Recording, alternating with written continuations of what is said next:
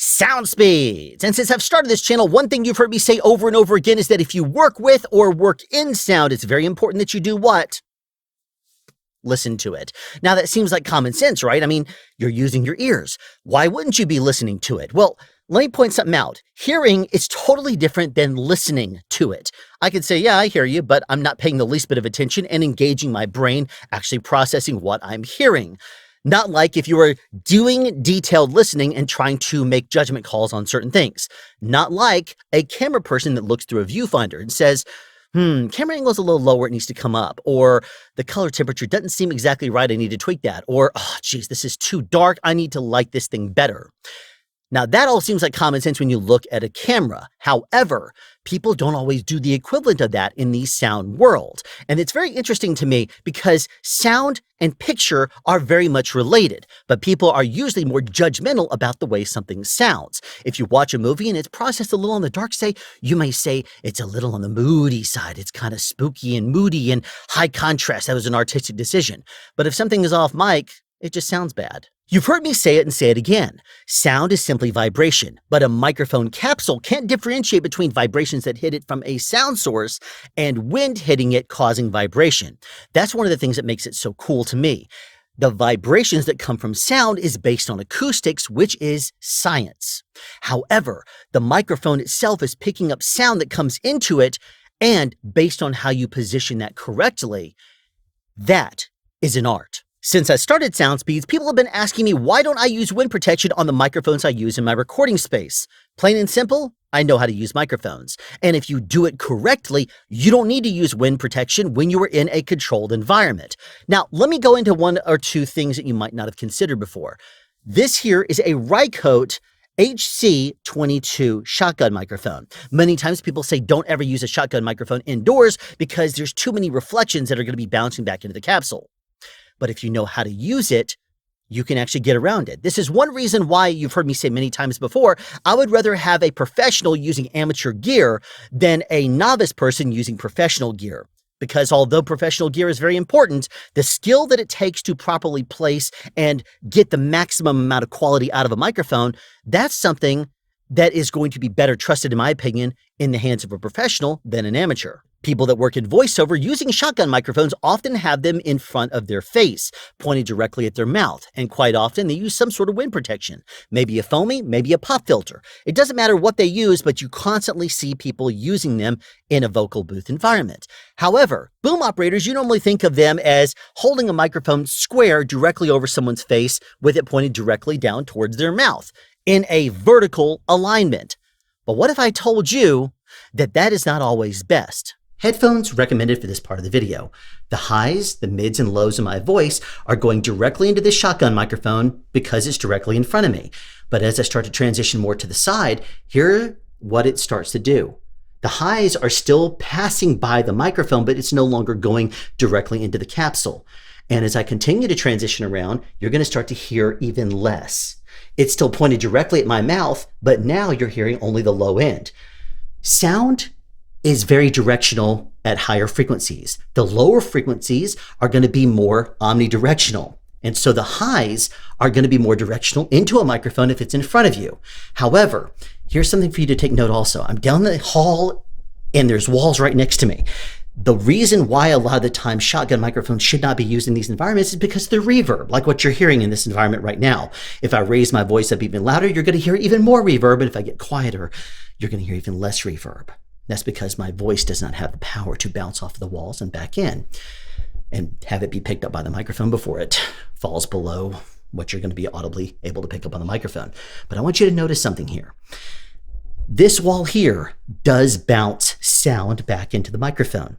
However, my voice is bouncing off of this wall and back in, and this wall is not really tuned for acoustic perfection, let's say.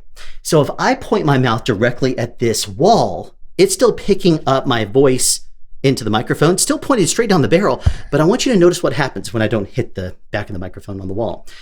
My voice is now hitting this wall and bouncing back, picking up on the rear lobe of the microphone. And also, this shotgun microphone is picking up the bounce off of the wall behind me. That's one of the reasons why you have to be aware of what's in front of your mouth and behind and beside you as well. Now, a lot of the times people don't think about how walls actually reverberate sound, but I want you to notice this. Pay attention. If I were to bring my mouth very close to the wall and the microphone, even though the microphone is still pointed directly at my mouth, now you're hearing a lot of play off of the wall. You hear how that's coloring the sound? It's actually changing the way that it sounds. Now, if I were to take the microphone and point it this direction at the wall and play my voice off of the wall, you're still able to hear me just fine, but now the detail has completely fallen off. The reason why is because this wall is not acoustically designed to pick up my voice. Not like a microphone is. Down the barrel here, it's going to be sounding good. But anything that's not directly down the barrel is going to be less detailed, let's say. And playing off of a wall that's not acoustically tuned, well, this is a bad situation all over the place. So if you had a person that was directly speaking towards the wall, what are you going to do? Well, perhaps take the microphone around this direction and try to get off of the wall. Hear how this is? This is sounding much more full now, isn't it? Now, I've heard some people say, play the microphone off of the wall. But now, listen to what that's done. My voice now sounds very dispersed. Perhaps it's because it's bouncing off of my hand. Maybe it's because the angle isn't exactly right. Maybe I should be going straight up and down. But you hear even that now is still playing a lot of this sound directly off the wall. So the big thing that I usually try to do is with my ears, pick the very best angle to try to get off of that wall. Perhaps down from below? Is that going to be the best angle? Well, now I'm hearing a lot of reverb off the ceiling. So if I'm trying to pick the very best angle for the shotgun microphone, I'm going to be trying to pick one that still gets the detail in my voice as much as possible, but tries to get off of the wall because that wall is not doing me any favors. Now, we know the polar pattern of a shotgun microphone is very, very narrow. It's very detailed in front, but the farther you start to go off to the sides is going to be more off axis, let's say. So it's pointed directly at me right now. As I start to slowly rotate it off of my mouth, you're still picking up the highs just fine, but now I'm at the edge of the pattern. Now, if I continue to scroll on around, now it's starting to fall off. You hear how that falls off? You start to miss the highs in my voice. Continue listening for a second. And if I go farther over to the side, I'm completely off axis. So keeping that in mind, I'm going to find the edge of that pattern right there where you're still able to get the detail in my voice, maybe not perfection in detail, like every single bit of this detail coming straight down the barrel, but maybe slightly off axis. That's still going to pick up most of the detail, but it's also going to get us off the wall. So now, listen to this, there's going to be perhaps less reverb.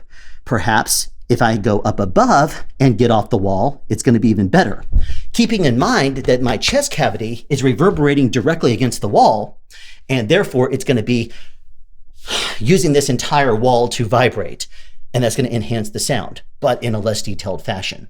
So let's move on to another environment and see what we can do there. I'm now sitting at a table where my voice is going to be reverberating off of this table. I have a hard door to my left, but it's kind of on the far away side. This room is completely open in front of me. There's acoustic absorbing material behind me to my right-hand side and up there.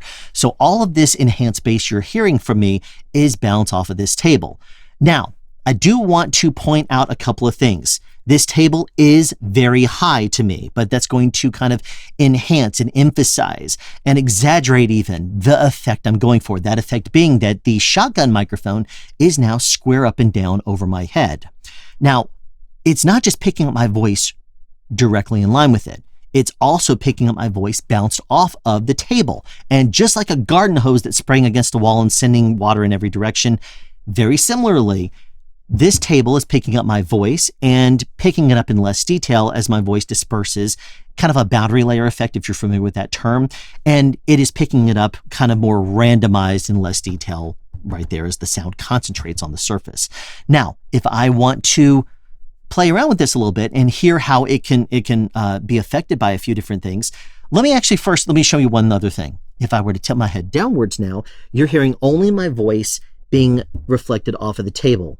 And of course, you're hearing the bass coming in from my back and stuff, but it's playing off the top of my head. Now, if I were to put the microphone in front more, you're able to hear a little bit of the highs come back because my microphone now is picking it up off of the table, and that's where I'm directing my voice. And remember, it disperses it a little bit. So not an ideal scenario. I want you to listen to this though. I'm going to come up a little bit more in front of me. And now you're going to be playing a little bit more off the table, but you're going to be getting more detail from my voice. And if I tilt down, you're still getting the detail, even though I'm still directing my voice into the table. I sound like someone that's talking into a table, let's say. Now, let's do one other thing here. Let's come up from underneath. Now, this would be a little bit more of an ideal situation, you might say, except for the fact that I now have a microphone laying across the table. Now, this is not going to, work very well if the camera sees the entire table, but it may sound better to you. So if you can hide a microphone at the edge of the table, how would that sound? Well, let's try that and see if it is actually going to help any. Well, good on you. Now we're starting to catch a little bit of a play off the table now. Again, because my voice is now kind of reinforced by the table and the microphone is right up against the table, and the actual pattern of the microphone is including the table at this point. So if I could actually get it a little bit off the table, you hear how that sounds? It's starting to come back to life a little bit more. Sorry, this cable is going directly in front of me. But that is kind of let's reset back to 1. That's kind of what I wanted to point out here, is that you play off the table a little bit and it is reinforcing that bass. But then our trick is going to be to try to minimize that. And one of the tricks that I usually use is by listening, and keep in mind, of course, I'm listening here on the day recording this, but when I get into post, I'll be able to really dial in and hear, what it is, because whenever you record your own voice, you're hearing your own voice reverberating through your skull and actually coming in and hearing your voice through your head, not just your headphones. That's one of the reasons why it's a little bit harder to tell live how you sound. But let's hope that if I'm miscalling something here, feel free to write in the comments and we'll see if I agree with you when I get to post. But here's the kind of thing that normally I would try to do.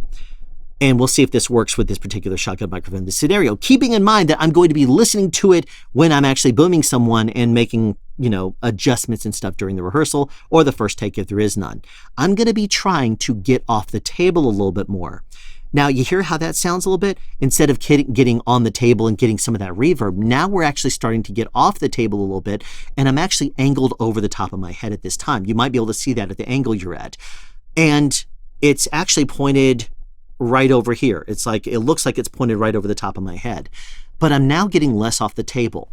And now let me take this to the next level, and I'm going to actually try, sorry about all this handling noise, I'm going to actually angle it even higher. And try to, what is this, the wall? Okay, I'm going to try to take this even higher. All right, this thing is starting to anger me. I had to remove the boom segment. It was driving me absolutely crazy. Okay, so now I'm going to continue where I left off. Look at this. It's now actually too far off axis. You're losing detail in my voice, mainly the highs. So I'm going to have to start to include a little bit more of that. There it goes, right about that point. You hear how it's still angled over the top of my head, but it's now picking up the highs as well.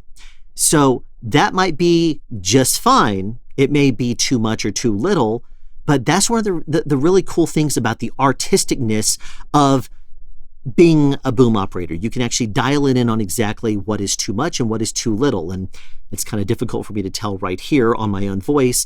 But if I can tell this, if I go up a little bit more off axis, now my voice is starting to sound less detailed. Hear how I'm losing those highs a little bit? And if I come down towards my face, the detail comes back. But if I come down too much, now I'm getting more of that reinforced bass off the table. Only in a little bit of an angle like that, it goes from off axis to actually too much bass.